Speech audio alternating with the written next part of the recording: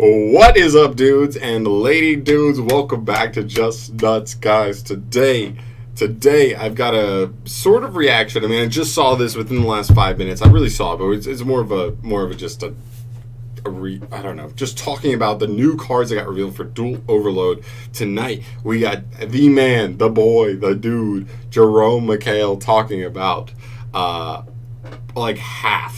actually half of the Duel Overload set. Like, literally just revealing half of the cards that are in it, talking about some of that stuff, and it's so insane. We're not going to be watching the whole video. We're going to be kind of skipping through a lot of stuff here just to see.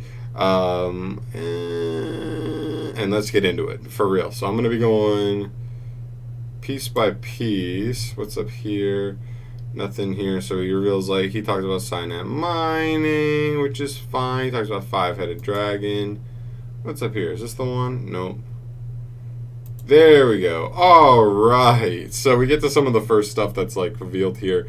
It's actually insane, man. We have the Raid Raptor link, we have the Herald link, we have the Dark Lord link, and we have the Crossroads Dragon link, all revealed. I believe there was something else revealed earlier, if I'm not mistaken.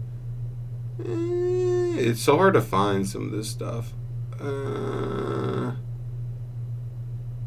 Alright, they don't show it here, but also the Partshot link and the Samorg link was also revealed. So we got both of those. Those finish off like some Link Brains pack stuff, I think, right? So getting close at the very least. So then after these guys move along, we get to Union Carriers revealed for the set. That's so clean. There's so much stuff. Raid Raptors are so good for Blackwings, so good for Raid Raptors themselves. Pretty good. I don't know how good they are. It seems like I don't even know if it could be good in Luna Lights or not. Whatever.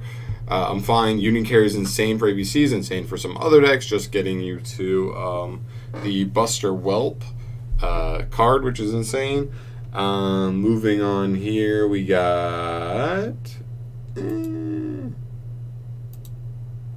we have Needlefire and Awashima. We already had those revealed, so those aren't super new, so that's not even that crazy. We have Anaconda. Still Anaconda, going into an example of that. Trying to see. We have DDD Abyss King Gilgamesh, which we have not had yet, so that's really nice for DDD players, especially with Master Roll 5 creeping up. This will definitely be at least a one of in the deck. I feel like there will definitely be hands where this guy's like insane.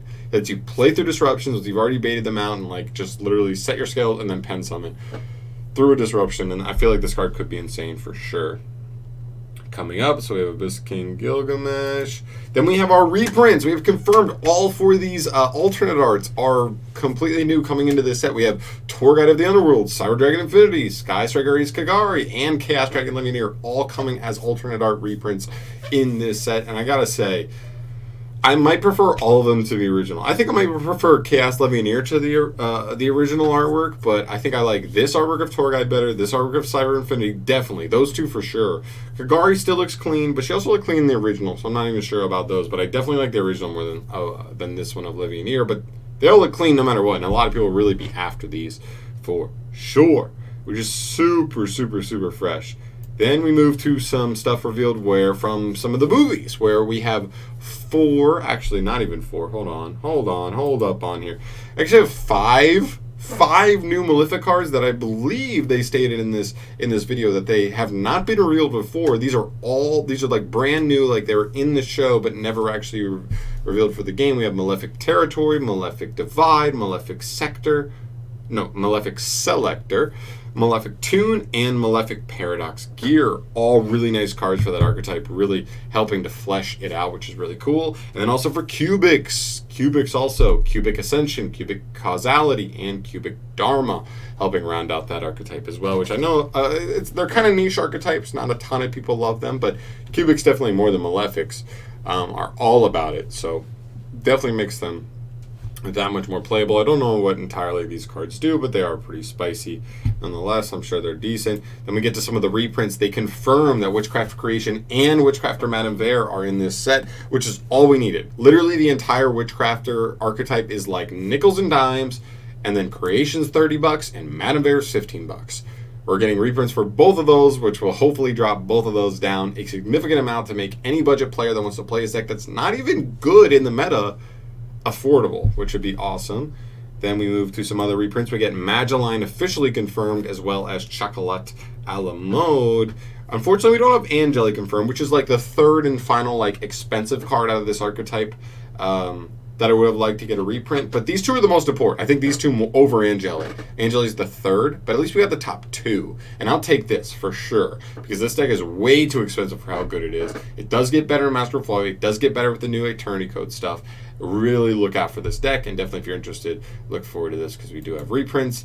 Some other reprints we have coming. We have Caspar and Starfire. Spicy. This is so clean. I mean, this has been more of a rogue deck forever. Like, literally since it came out. At first, when it came out, it probably was not even rogue.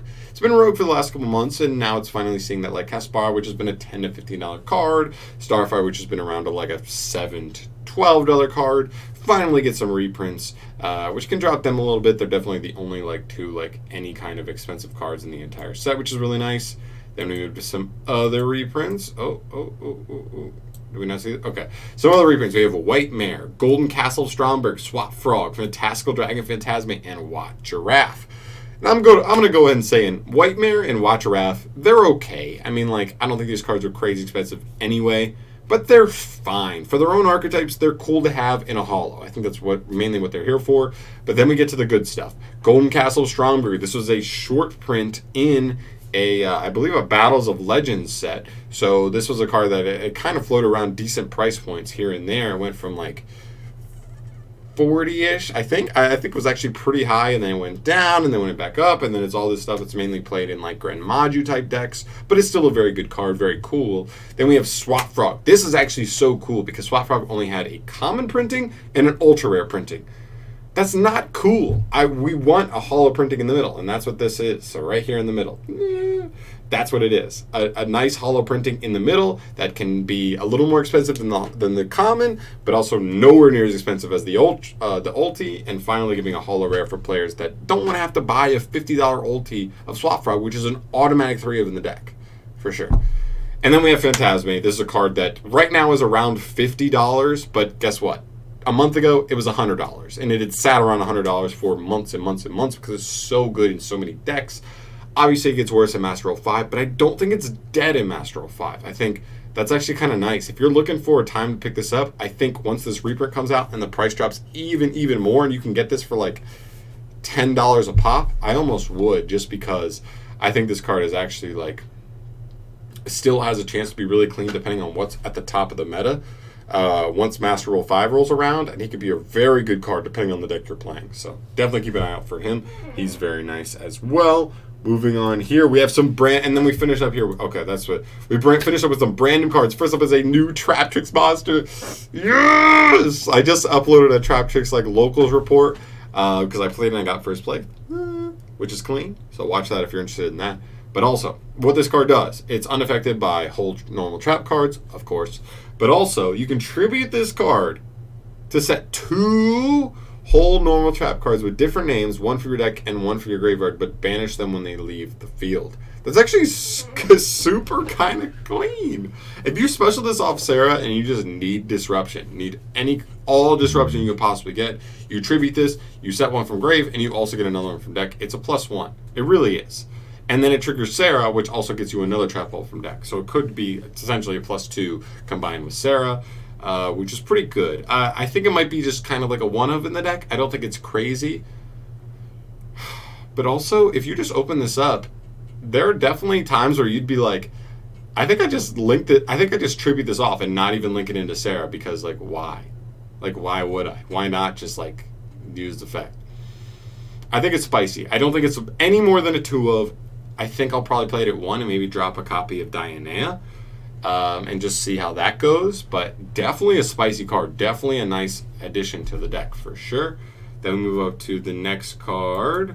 And move a little further.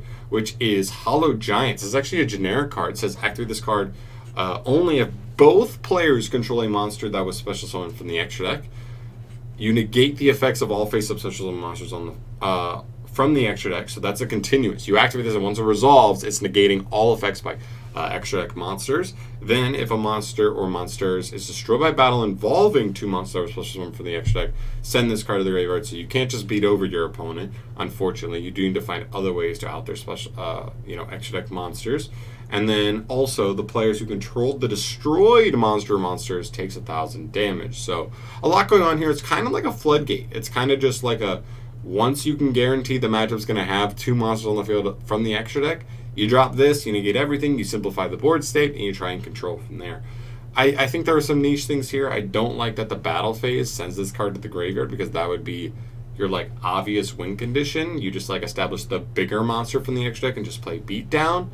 But this card obviously kind of just ends that. So I'm curious. What kind of deck would even want to support this. I think it's interesting. I think it definitely could be a popular card. I just think it takes a specific deck to want to play it. And other than that, I think it's like very, very good. So then we move to the last card, which is Mayakashi Mayhem, which is a new continuous trap card. Kind of reminds me of Subterra Final Battle, in that it has multiple effects, because this card says, if a zombie synchro monster or monsters is special summoned except for the extra deck, so probably from graveyard if it's a zombie deck, even during the damage step, you can apply one of the following effects. But also you cannot apply that same effect of Mayakashi Mayhem for the rest of the turn. So you can activate multiple. It's not a once per turn. You can just only activate once per turn, as far as like flip the card face up, but you can activate any of the effects per turn, just can't activate any of the same effects. So the first one says draw 1 card. The second one says set a Mayakashi spell trap directly from the deck, except for another copy of itself. The third one says send 1 monster with the lowest attack your opponent controls to the graveyard, and if they're tied, you choose. And the last effect says inflict 800 damage to your opponent, which could come up in time or other circumstances to burn for game. Other stuff like that. I think it's a pretty nice card. It's either advantage in a draw or a set. It's either a removal, enforcing your opponent to send like the smallest monster they have, or it's just burn damage. I think this is really good. It's continuous, stays up, and it's not even once per turn on that effect. It's just however many times you can get that. You're just like, I'll draw a card, then I'll set as Mayakashi spell trap, then I'll send a monster you control, then I'll inflict 800 to you. It really does pile up if you're able to resolve all the Mayakashi reborns in one turn, because that's sometimes what they like to do. They literally synchro for the lowest one, then they synchro up into the highest one, or whatever. It's something like they revive the low one, and then they revive the synchro one they had prior, synchro them off for the new one, and then just like keep doing that. Like keep like reviving a synchro from grave and keep like synchroing up until you get to like the level 11. And so like if you resolve all of that, you will be able to resolve, I believe, all 4 of these effects if you so choose to, which is pretty cool. I think it's a nice card for them. It's a nice power boost. I don't think it's necessarily consistency or otherwise boost, but they definitely need a power boost. I don't even know how consistent they are and how they struggle with that, if that is even a thing that they struggle with, but this will definitely help. Absolutely. But pretty much all this is just going through like how busted this set kind of looks right now, because it looks insane. Clean reprints. We got a couple of new cards, just not even new link monsters, but just new cards. We got a Trap Tricks monster. We got this new spell card that's a really nasty floodgate, and we got this new Mayakashi card, which is pretty interesting for them, as well as like all the links reveal, all the new cubic and whatever it is, Malefic stuff. We got new preprints in like Madolches, Magical Musketeers, Witchcrafters, all the new alternate arts and stuff, and then all the new Link monsters as well. This set looks so insane. And by the way, I don't even know if this is half the cards yet. This is like probably about half the cards revealed for the set, but it's not even all of them yet. So like don't even get too wild, because you still have like half the set to get revealed, which is so insane. This is how clean this set looks halfway through. So definitely stay tuned, guys, if you want to see what the rest of the set looks like. I'll definitely be keeping everybody updated on that. As soon as that news drops, I'll be making videos on it. And yeah, that's going to finish me up here. Thank you so much for watching, as always. Subscribe to the channel if you have not yet. And definitely leave a comment talking about what out of this set so far you're so pumped about. What are you just hyped about? Link monsters, new support, reprints to just bring down prices of decks you're interested in. Whatever it is, definitely let me know what you're most excited for. And I will see you in the next video. Bye.